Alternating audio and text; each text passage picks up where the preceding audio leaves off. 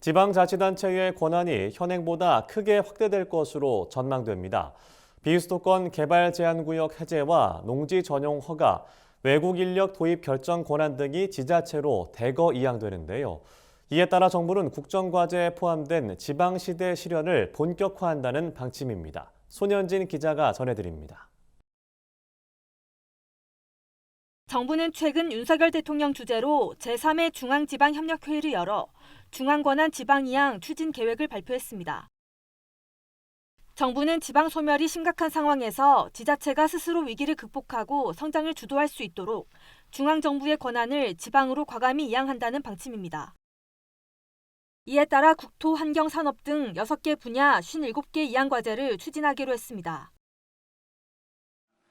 정부는 진정한 지방시대를 열기 위해 중앙의 권한을 과감하게 이양하고 지역 스스로 비교 우위가 있는 성장 동력을 발굴하고 키워나갈 수 있도록 지원하겠습니다.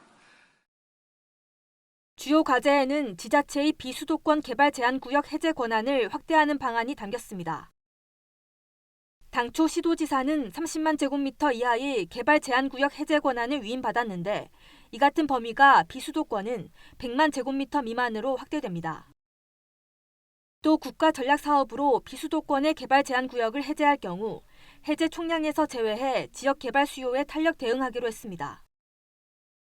지자체의 농지 전용 허가 권한도 강화됩니다. 정부는 현재 경제자유구역 등 12개 지역과 지구에 대한 농지 전용 허가 권한을 지자체에 위임하고 있습니다.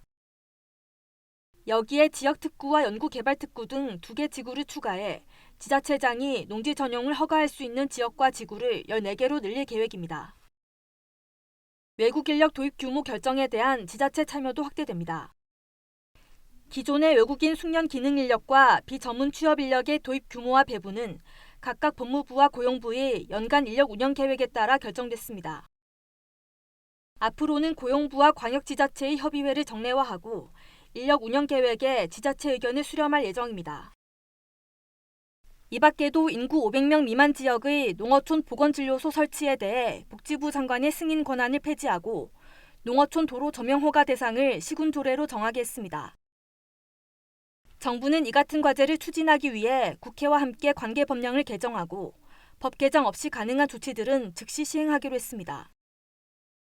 다만 지자체의 관심이 높은 자치조직권 자율성 확대는 올해 4분기에 논의하기로 한 점에 대해선 아쉽다는 목소리가 나옵니다. 지자체의 국가 사무를 이양하는 데 그치지 않고 재정과 인력을 충분히 지원해야 할 필요성도 제기됩니다. 지방시대 실현을 국정과제로 세운 윤석열 정부. 지역 간 격차를 줄일 수 있는 실질적인 지역 발전 가능성에 이목이 집중되고 있습니다. MBS 손현진입니다.